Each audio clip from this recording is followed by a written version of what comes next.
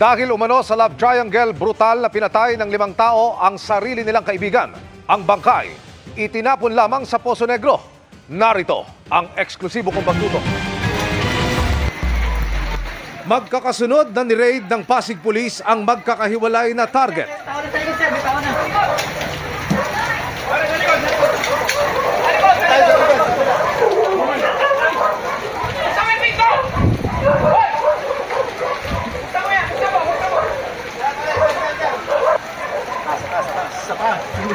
Ang kanilang pakay,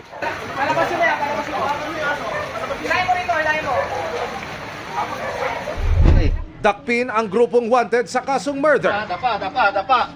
Dapa. Listado ka. 4 sa mga suspect ang nadakip, 1 ang nananatiling at large. We were able to file a case of murder.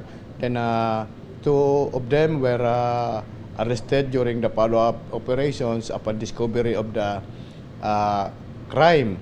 Then 1 is arrested to a separate operation, bypass operation. Yung isa ring na suspect nahuli somewhere in Masbate.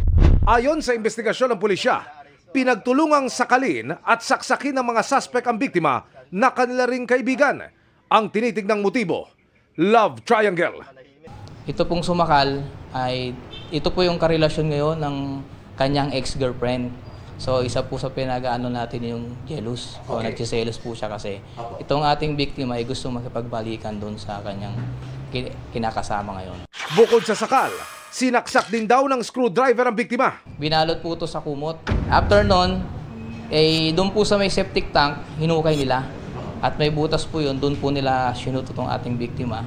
And then, sinemento. Sa pamamagitan ng isang informante, natukoy ng pulisya kung saan ibinaon ang bangkay.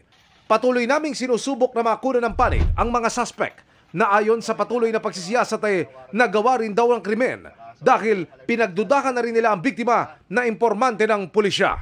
It was validated they are involved in illegal drug posing. Para sa GMA Integrated News, Emil Sumangil, Nakatutok, 24 Oras.